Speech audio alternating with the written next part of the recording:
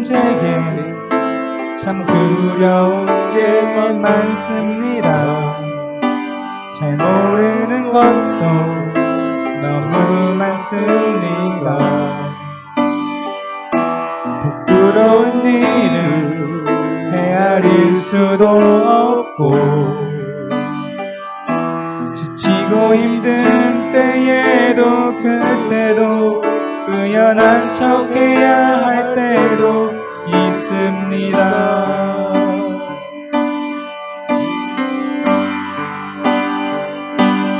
그래도 하나님 아버지 하나님을 아버지라 부를 수 있어서 난 참 좋습니다. 오 나의 하나님 아버지 하나님을 아버지라 부를 수 있어서 난 참 다행입니다. 오 나의 하나님 아버지 하나님을 아버지라 부를 수 있어서 난 참 좋습니다. 하나님 내게 부끄러운 게 너무 많습니다. 하나님 제게 참 두려운 게 많습니다. 잘 모르는 것도 너무 많습니다. 부끄러운 일은 헤아릴 수도 없고 지치고 힘든 때에도 그때도 의연한 척 해야 할 때도 있습니다.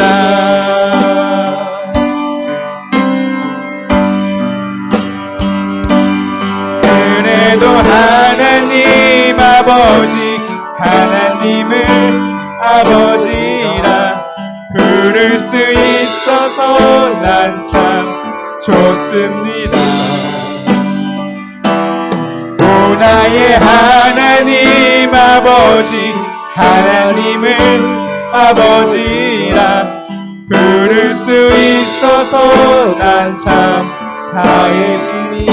하나님 오 나의 하나님 아버지 하나님을 아버지라 부를 수 있어서 난 참 좋습니다.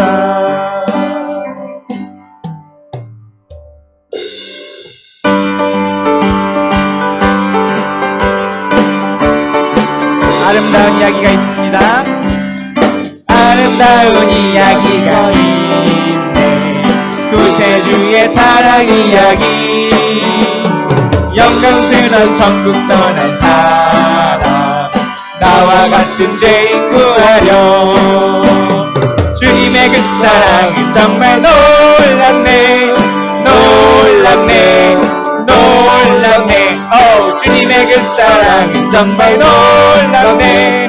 나를 위한 그 넓고 넓은 우주 속에 넓고 넓은 우주 속에 있는 많고 많은 사람들 중에 구원받고 보호받은 이고 주의 사랑 받고 산다네. 주님의 그 사랑은 정말 놀랍네 놀랍네 놀랍네. 주님의 그 사랑은 정말 놀랍네. 나를 위한 그 사랑은 이해할 수 없네. 사람들은 이해할 수 없네. 주를 보낸 하나님 사랑 이 사랑이 나를 살게 하네. 갈보리의 구속의 사랑 주님의 그 사랑은 정말 놀랍네 놀랍네 놀랍네. 주님의 그 사랑은 정말 놀랍네. 나를 위한 주님의 그 사랑은 놀랍습니다. 주님의 그 사랑은 정말 놀랍네 놀랍네 놀랍네. 주님의 그 사랑은 정말 놀랍네. 나를 위한 그 사랑. 당신은 지금 어디로 가나요? 어디로 가나요? 발걸음 무겁게 이 세상 어디 쉴 곳 있나요? 머물 곳 있나요? 예수 안에 안식이 있어요. 평안이 넘쳐요. 십자가 보혈 믿는 자마다 구원을 받아. 예수 믿으세요. 예수 믿으세요. 예수 믿으세요. 예수 믿으세요.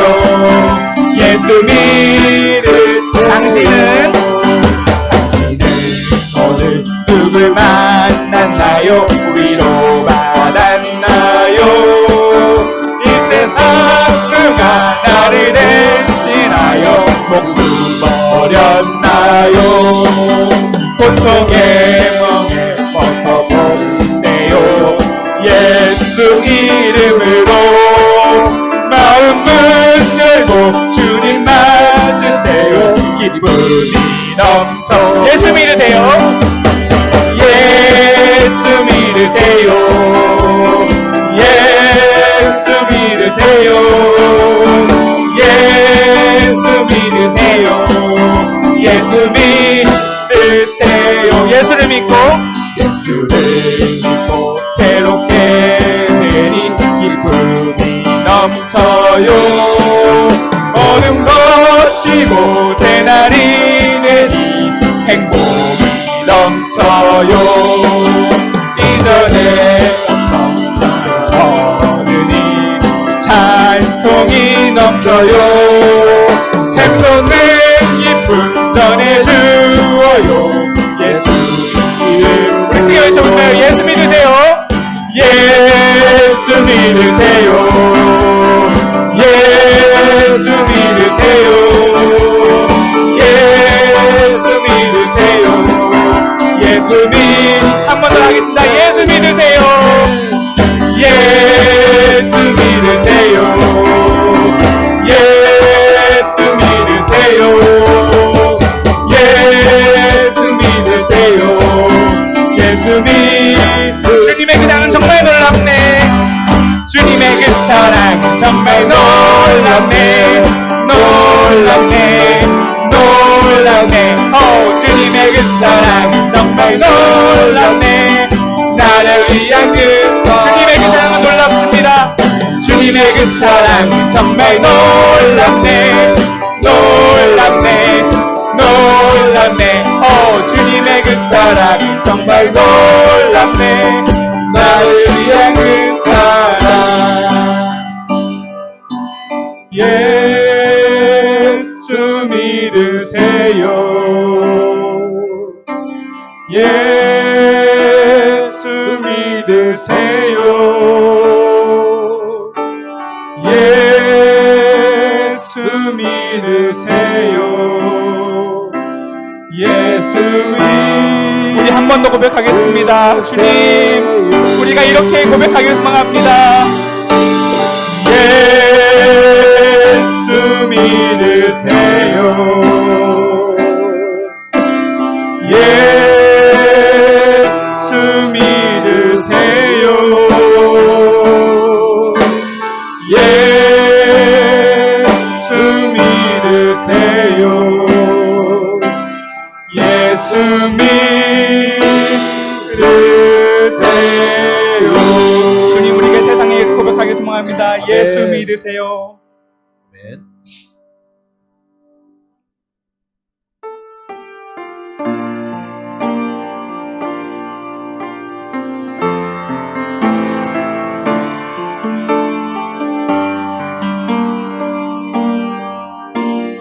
예수는 우리의 힘입니다. 예수는 나의 힘이요. 예수는 나의 생명이라.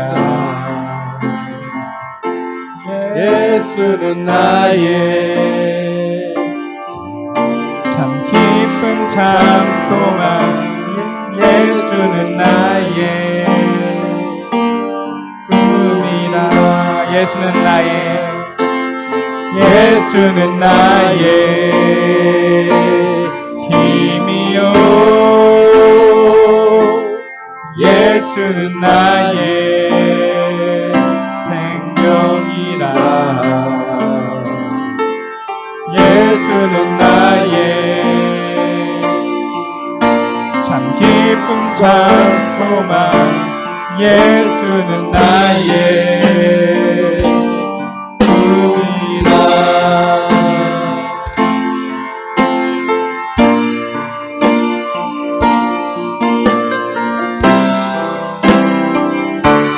진리의 성령 오셔서 진리의 성령 내게 오셔서 진리의 성령 나를 깨닫게 하사 주 예수만 하시네 진리의 성령 내게 오셔서 진리의 성령 내게 오셔서 진리의 성령 나를 깨닫게 하사 주 예수만 바라보게 하시 예수는 나의 힘이요 예수는 나의 힘이요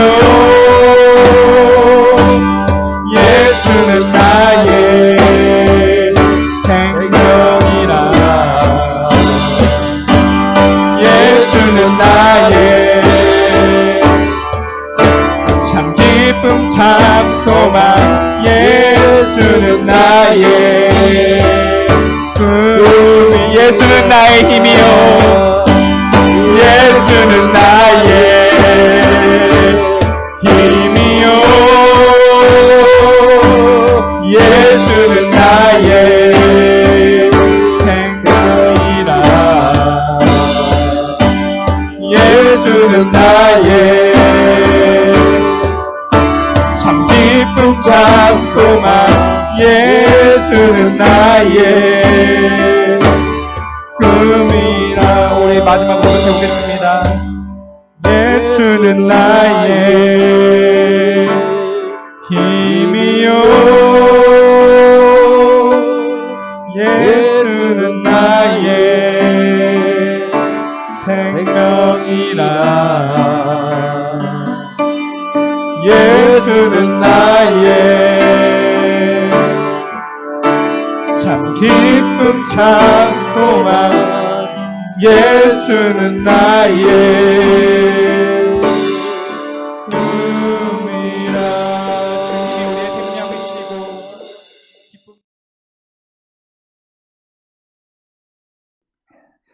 어느 40대 노총각이 홀로 외롭고 쓸쓸하게 살고 있었습니다. 요즘 세대 이야기로 말하면 모태 솔로라고 하죠. 태어날 때부터 연애를 할 수 없는 그런 슬픈 운명을 가지고 태어난 그런 비운의 사나이예요. 그래서 40이 넘도록 혼자 연애 한번 못하고 쓸쓸하게 살아가고 있던 이 청년에게 이 노총각에게 신비한 일이 생겼어요. 새벽만 되면 어디선가 여자의 목소리, 한 여인의 목소리가 막 들려오는 거예요. 처음에는 이게 꿈이겠지 했던데 자꾸 듣고만 꿈이 아니에요. 실제로 자기 방의 새벽에 한 여인의 목소리가 들려오는 거예요. 어떻게 이런 일이 나한테 있을 수 있지? 그러면서 마음의 설레임과 기대가 막 싹트기 시작했습니다. 누굴까? 누가 과연 새벽에 내 방에 잠깐 들어와서 나가는 걸까? 근데 점점 자세히 들어보니까 그 여인의 목소리가 부엌에서 나는 거예요. 그래서 이 총각이 그 설레임과 기대감과 막 가슴이 뛰면서 내가 기필코 오늘은 그 여인을 만나리라. 누군지 확인하리라. 그래서 잠도 안 잤어요. 밤새 잠도 안 자고 이제 새벽녘에 정신이 멀쩡한 상태에서 그 여인의 음성에 귀를 기울였습니다.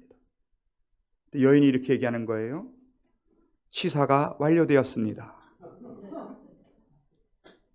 알고 보니까 며칠 전에 어머니께서 사다 주신 밥솥에서 그 소리가 나는 거예요. 잠결에 그게 어느 여인의 목소리인 줄 알고 우리 가슴 설레고 기대감에 갖고 가슴이 떨렸던. 여러분 생각해 보십시오.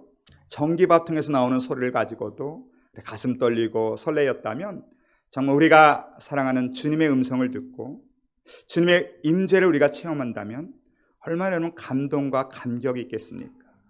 오늘 본문을 보면 정말 우리가 말한 그대로 하나님의 음성을 듣고 하나님의 임재를 체험한 한 사람의 이야기가 오늘 나옵니다. 바로 고넬료라고 하는 사람입니다. 이 사람이 하나님 앞에 이렇게 귀한 은혜를 받고 본문을 보면 앞으로 크게 쓰임을 받는 그 은혜가 어디에서 시작되었는가? 오늘 고넬료의 모습을 보면서 우리도 그 모습을 배우고 우리도 동일하게 은혜를 입고 쓰임받는 우리 모두가 되길 주님의 이름으로 축원합니다. 저희가 금요일 저녁에는 지금 성경 공부와 기도회를 같이 하고 있습니다. 성경 공부 시간에는 우리 창세기부터 요한계시록까지 성경의 개관을 지금 살펴보고 있고요. 그 첫 시간, 우리가 성경 공부 첫 시간에 성경책은 어떤 책인가에 대해서 우리가 살펴본 적이 있었습니다. 그러니까 성경책은 1600년의 기간 동안에 약 40명의 저자들이 세계의 다른 대륙에서 작성한 책을 모아놓은 게 성경책이에요.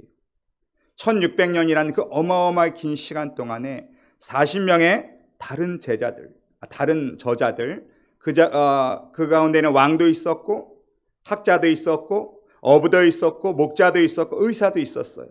각계각층의 이 많은 사람들이 따로 이 글을 썼고 세계의 다른 대륙, 유럽과 아시아와 아프리카에서 세계의 다른 대륙에서 썼는데 이 모든 성경이 66권이 하나의 통일성을 갖는다는 거예요.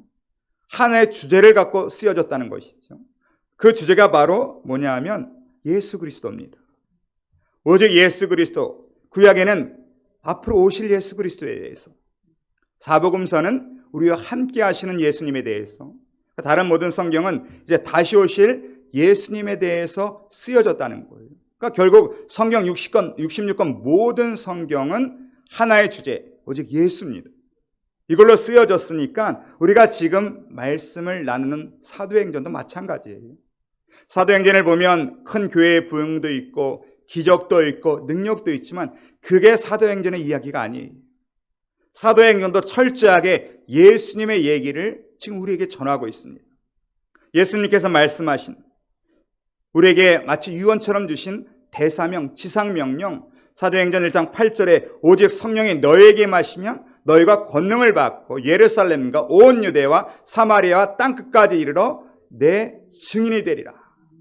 정말 사도행전은 이 예수님의 말씀이 어떻게 이루어져 가고 있는지를 우리에게 보여주시는 거예요.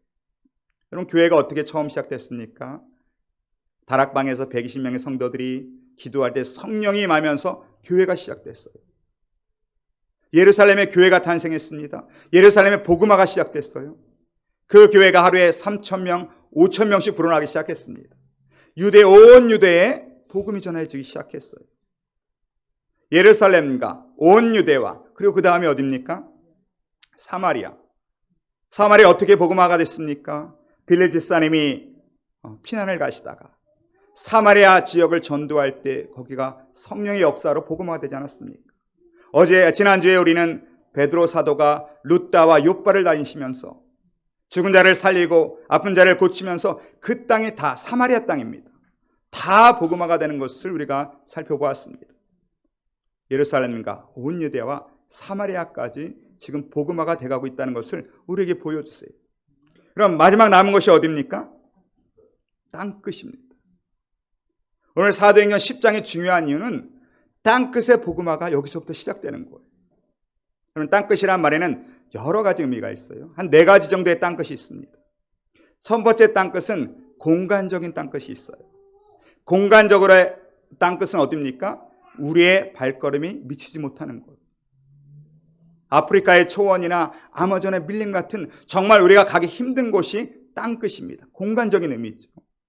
특별한 선교사님들이 가시는 그곳. 그러나 주님은 거기까지도 복음은 가야 된다는 거예요. 두 번째의 땅끝은 시간적인 의미가 있습니다. 시간적의 의미로 땅끝은 마지막 끝까지라는 얘기입니다. 최후까지라는 얘기예요.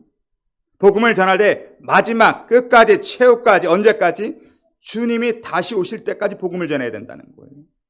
그런 시간적인 의미가 또 땅끝에 포함되어 있습니다. 또 세 번째의 땅끝은 사회적인 의미가 있습니다.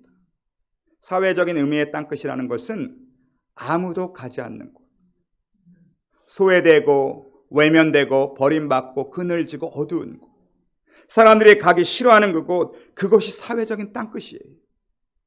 근데 예수님은 그곳에도 복음은 가야 된다는 거예요. 그럼 마지막으로 이 땅끝이 또 하나 있는데 이게 가장 정복하기 힘든 땅끝이에요. 어디냐 하면 우리의 감정적인 정서적인 땅끝입니다. 쉽게 말하면 내가 가장 미워하는 사람이 있는 곳, 나의 원수가 있는 그곳이 나에게는 사실은 땅끝이에요. 주님은 거기까지도 복음이 가야 된다는 거예요. 내가 가장 미워하는 원수가 우리 같은 직장에 있습니까? 여러분의 직장이 땅끝이에요. 그 나의 원수가 나 같은 사무실을 씁니까? 여러분 거기가 땅끝이에요. 그 원수가 우리 집안에 있습니까? 우리 집이 땅끝이에요. 부부도요, 한 침대를 써도요, 서로 원수 같으면 그 침대가 땅끝입니다. 주님은 거기까지 우리가 미워하고 원수처럼 여기는 그곳까지 복음이 가야 된다는 거예요. 그리고 개인적인 이런 감정적인 땅끝도 있지만 민족적인 땅끝도 있습니다. 민족의 감정적인 원수와 같은 나라. 대한민국은 쉽게 이해할 수 있을 것 같아요. 우리 대한민국 모든 국민에게는 가깝지만 먼 나라가 하나 있습니다. 일부러 말을 안 해도 알 것 같아요. 이 나라와 만약 축구를 한번 한다, 이건 더 이상 축구가 스포츠가 아니에요. 전쟁이에요. 아프리카에 인구 한 1000명 되는 나라한테 지는 건 용서할 수가 있어요. 이 나라한테 진다는 것은 용서가 안 돼요. 그러니까 선수들도 아주 죽을 각오를 하고 뛰는 것이죠. 이런 민족적인 땅끝도 우리에게는 있습니다.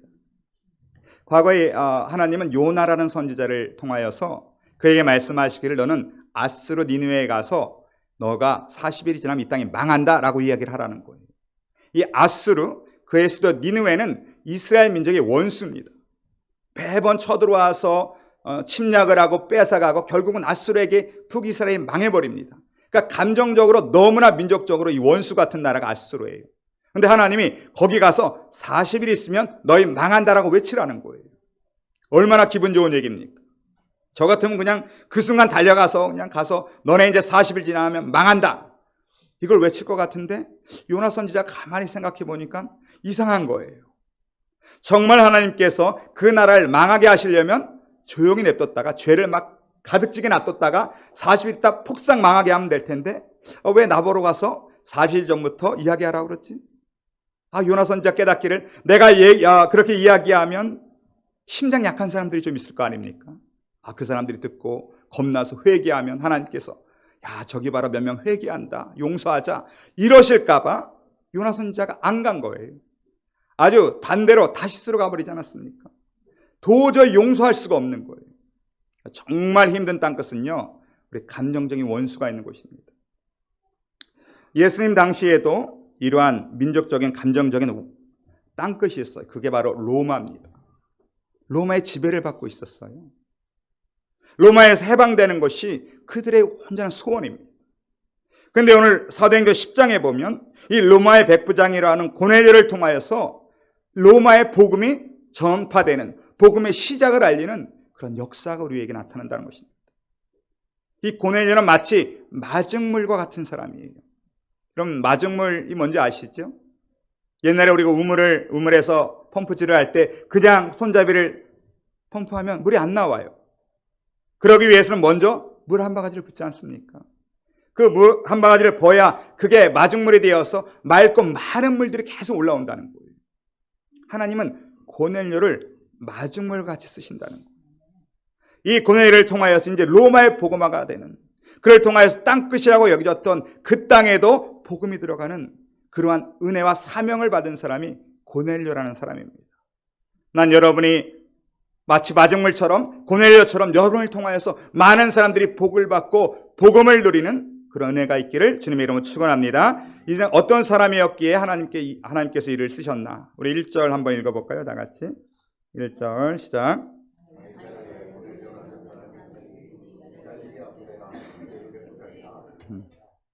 이 고넬료라는 사람은 이름만 봐도 벌써 명문 가문 출신인 것을 알 수 있어요. 이 고넬료는 고넬리오스 술라라고 하는 로마의 아주 유명한 장군의 가문의 사람이라는 거예요. 출신이 아주 좋습니다. 지금으로 말하면 뼈대 있는 가문 출신이에요. 그리고 그의 직분은 백부장이라고 얘기하고 있습니다. 이 백부장은 부하를 100명을 거느리고 있는 장교를 의미하는 것이에요. 이 백부장들은요, 그 당시에 로마, 특히 황제에 대한 충성심이 강해서 그들은 전쟁에 나면 최일선에서 싸우는 사람들이 백부장이에요.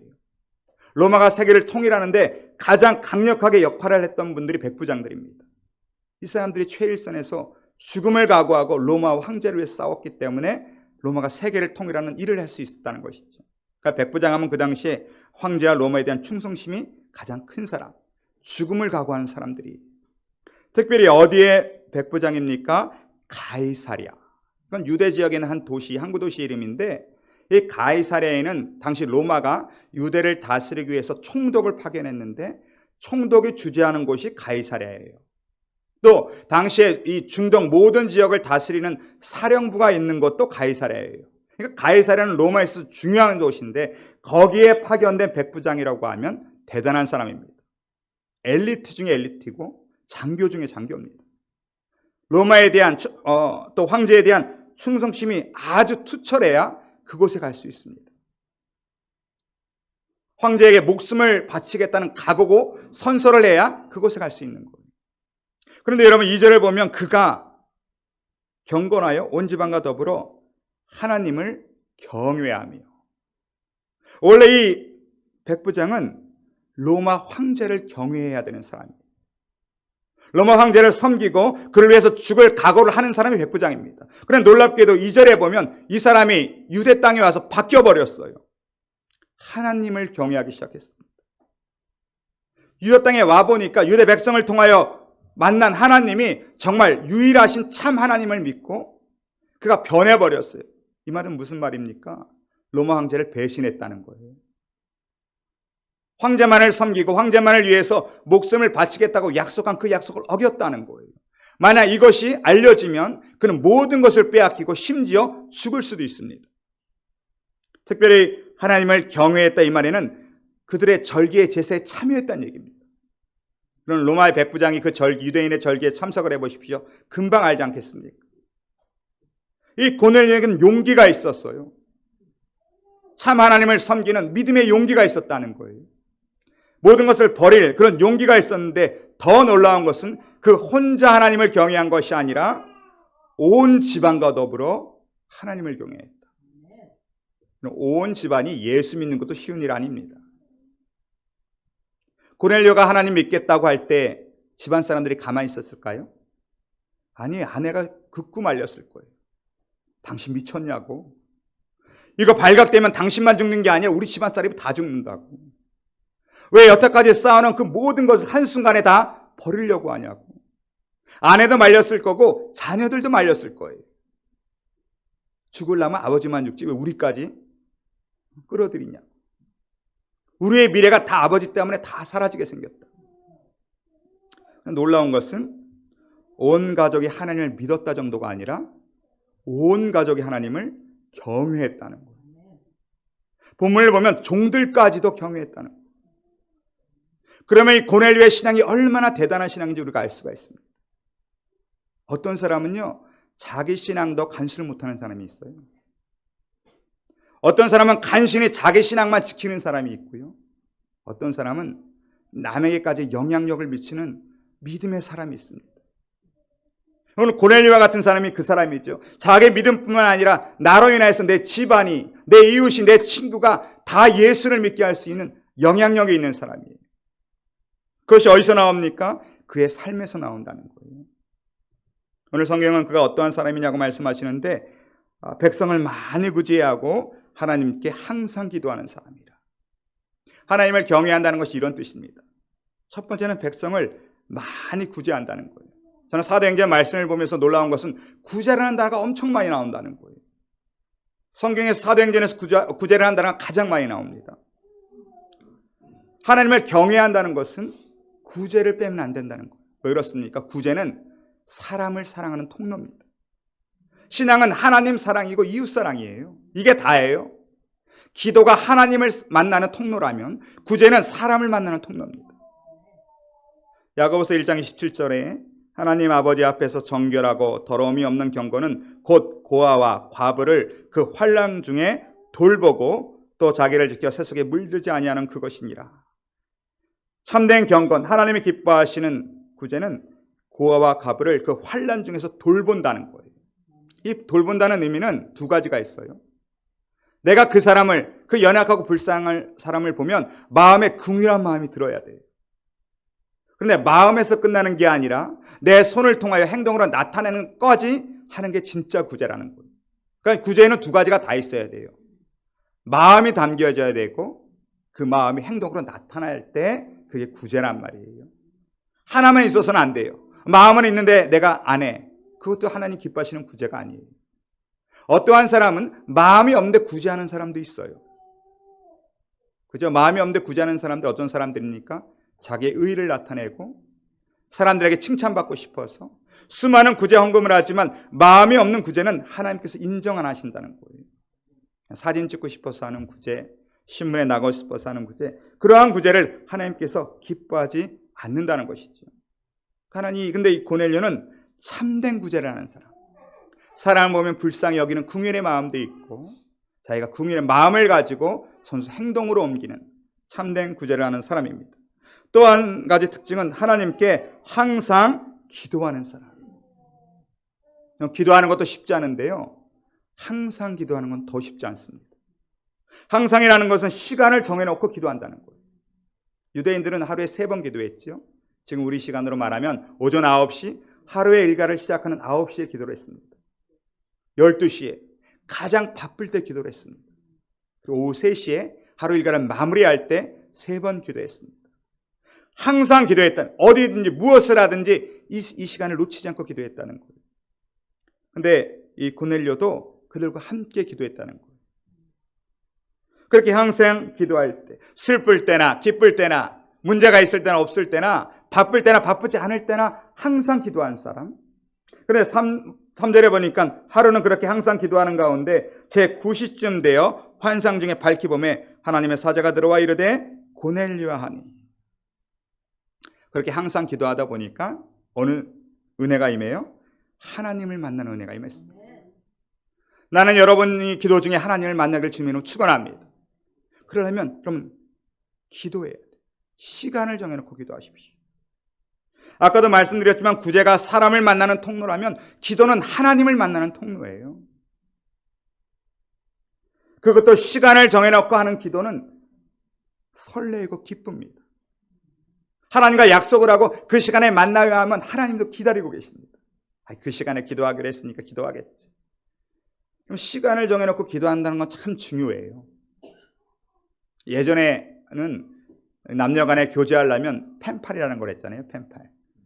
편지를 쓰고 붙이고 또 편지가 답장이 언제 올래나 기다리고. 근데 조금 있다가 이제 전화들이 생기다 하니까 펜팔 안 하고 폰팔이라는 걸 하더라고요. 폰팔.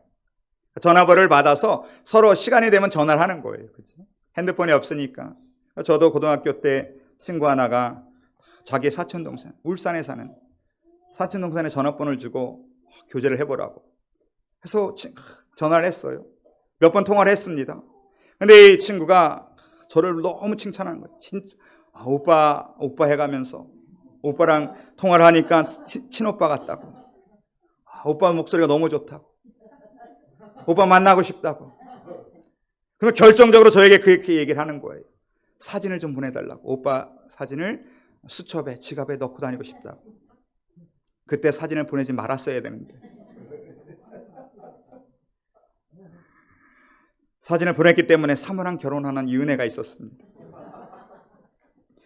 근데 그 시간에 시간을 정해놓고 우리 전화하자 시간을 정해놓고 그 시간에 전화기 앞에서 무릎을 꿇고 기다리는 거예요. 막 설레임으로 기대감을 갖고 전화가 올 텐데. 하나님과도 똑같다는 거예요. 하나님과도 약속을 정해놓고 시간을 정해놓고 기도하다 보면 그 시간에 기대감이 생깁니다. 마음이 설레입니다. 하나님도 기다리십니다. 오늘 고넬료가 그랬다는 거예요. 그 시간을 정해서 하루에 3번씩 하나님 앞에 기도할 때 억지로 한 게 아니라 설레임을 갖고 기대감을 갖고 전했더니 하나님이 찾아오셨다는 것이죠. 우리 4절 한번 읽어보겠습니다. 4절 다 같이 시작.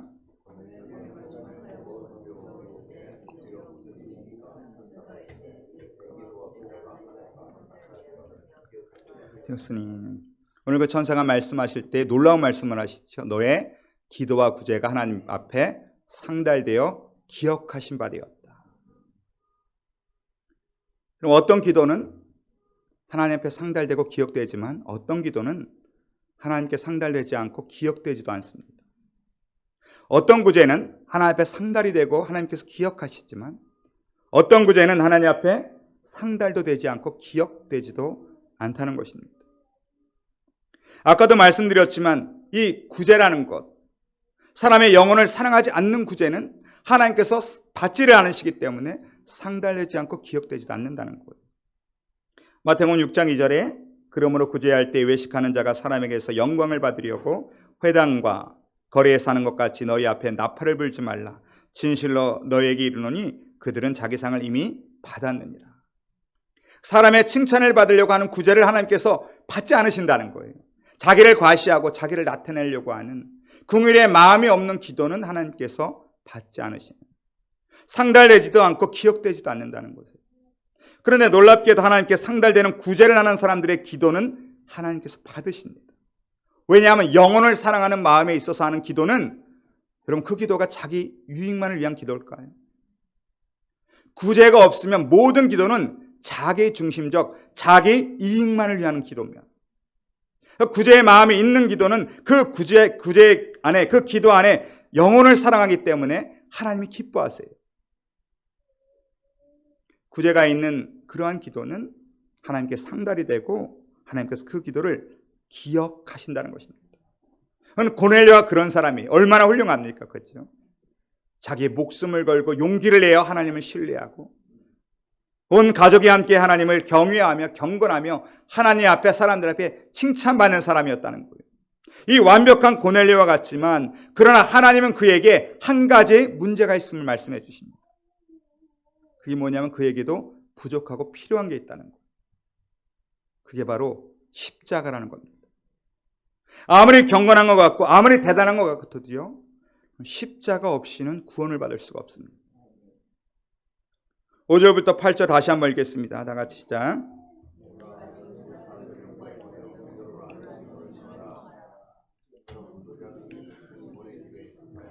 그 집은 해변에 있다 하더라. 마침 말하던 천사가 떠내매 고넬료가 집안 하인 둘과 부하 가운데 경건한 사람 하나를 불러 이 일을 다 이루고 요바로 보내니라. 하나님은 고넬료와 가정을 사랑하셨습니다. 이 가정이 구원을 주기를 원하셨어요. 그 구원을 위하여서 하나님 복음을 듣기를 원하셨다는 거예요. 저는 오늘 본문 말씀을 보면서 참 이상한 게 있어요.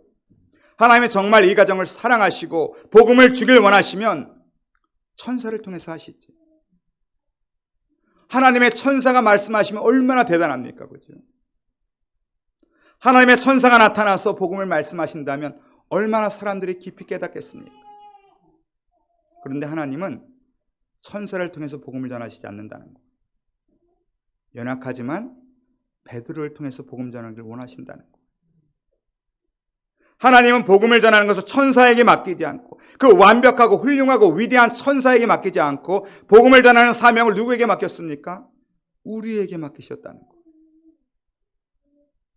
복음을 먼저 받은 우리가 복음을 전할 사명이 있다는 거예요. 땅끝은 천사가 가는 게 아니라는 거예요. 하나님께서 가셔서 하나님의 능력을 하면 얼마나 편하겠습니까? 그러나 그 땅끝은 하나님과 천사가 가는 게 아니라 우리가 가야 된다는 것입니다. 고린도전서 1장 21절에 하나님의 지혜에 있어서는 이 세상이 자기 지혜로 하나님을 알지 못하므로 하나님께서 전도에 미련한 것으로 믿는 자들을 구원하시기를 기뻐하셨도다. 전도에 미련한 것. 전도가 얼마나 미련합니까? 그렇죠? 전도하면 얼마나 미련합니까? 참아야 되고 인내해야 되고 그 사람에게 빌어야 되고 또 기도해야 되고 또 권해야 되고 얼마나 미련합니까? 하나님의 능력으로 천사들이 나타나서 하면 얼마나 편하겠습니까? 근데 하나님은 미련하지만 너가 하라는 거예요. 그것이 땅끝일지라도 공간적으로, 시간적으로, 감정적으로, 사회적으로 땅끝이라 할지라도 너가 거기까지 가라는 거예요. 내가 너에게 복음을 지은 이유가 그거예요. 너를 통해서 온 가정이, 너의 온 친구가, 친척이, 이웃이 하나님은 구원받기를 원하신다는 거예요. 오늘 고넬료는 땅끝까지 갈 수 있는 마중물 같은 역할을 했다는 거예요. 그 용기를 가지고 로마의 백부장이지만 황제를 섬기기로 경외하기로 맹세하고 서약을 했지만 죽을 수도 있는 그런 위기가 있지만 용기를 내서 하나님을 경외하면서 사람을 사랑하고 하나님께 기도하면서 하나님을 경외할 때 하나님 그를 택해 주셨다는 거예요. 고넬료가 위대해서 쓰임 받은 거 아닙니다. 하나님이 고넬료를 선택하신 거예요.